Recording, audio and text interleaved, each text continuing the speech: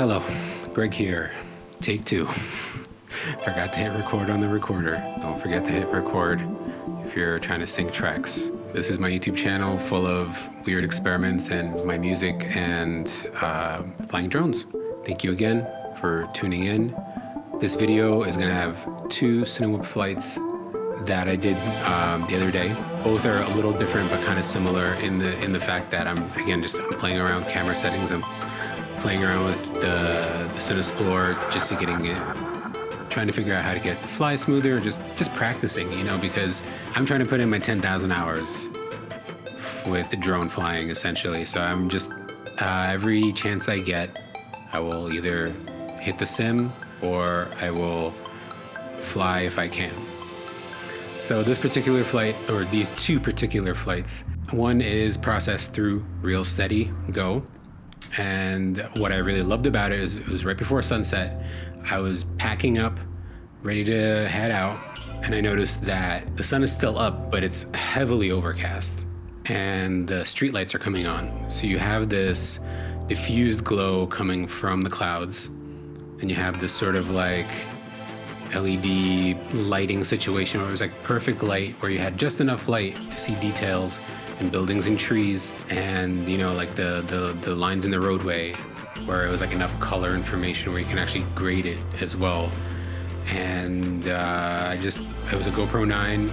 It's supposed to have a slightly larger sensor than the GoPro 8. I personally have not noticed any difference in terms of like light sensitivity. This particular flight, it was locked in at 1/50th. It was 4:3 aspect ratio. You know, all the things you need to do to process it in ReelSteady GO properly. So it was a slow shutter speed, so you will see some sort of like little shaky vibrations and like hard maneuvers, but I tried to fly it as smooth as possible knowing that. And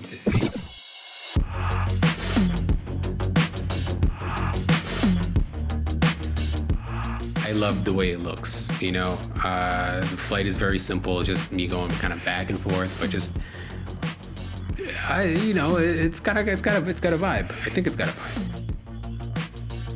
Plus, it's always fun to watch people fly drones, right?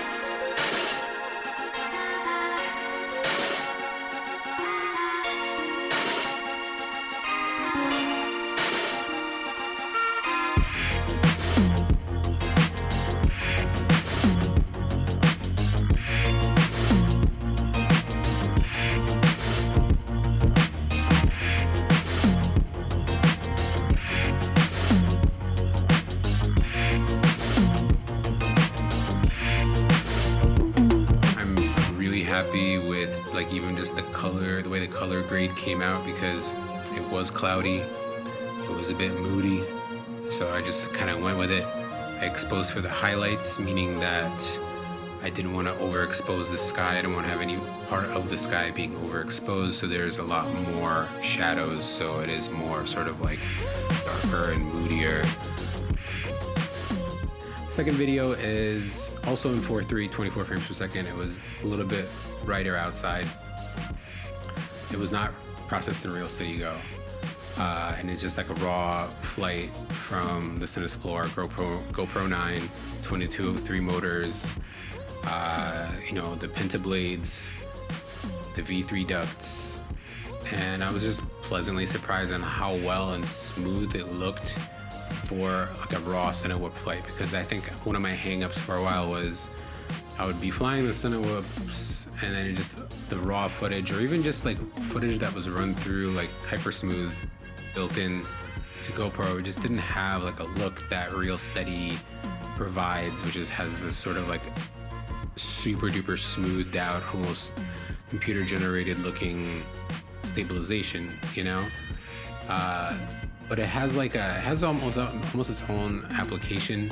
Like I could see the raw flight, like the raw look of the Cinewhoop look good for like skate videos or something that requires like this sort of very super duper wide angle shot. And it still has like, I think my least favorite part, I guess we should backtrack a little. My least favorite part, how the video looks in a raw stabilization, without any stabilization that ReelSteady takes care of, is the horizon.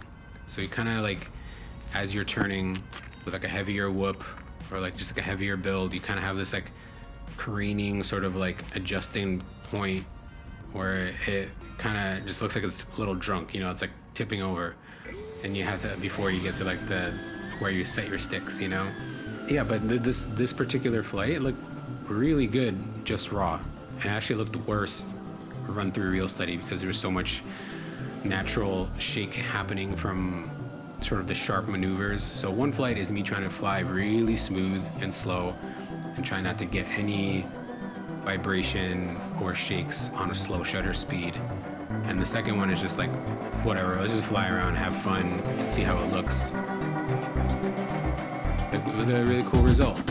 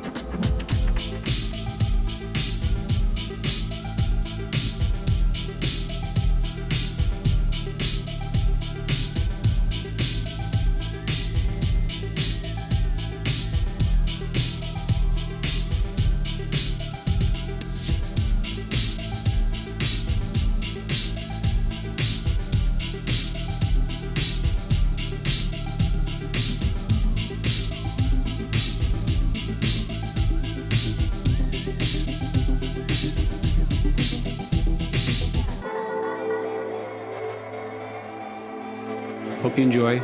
Next video I'm going to put together after this one is going to be just like a fun little edit of all my adventures, like 5-inch drone, flippy floppy style and cinematic smoothie style stuff. Maybe explore some higher frame rate concepts where you're orbiting an object, or you're doing like a power loop over a tree or whatever your subject is, but then just like slowing it, like speed ramping it down to like 240. If you like what you hear, you can go to dachi.bandcamp.com. Any contribution is always appreciated. If you like this content and you want to see more, give me a like and a subscribe, I guess. If you have any questions, I'm happy to answer what I know in the comments. So leave a comment. All right.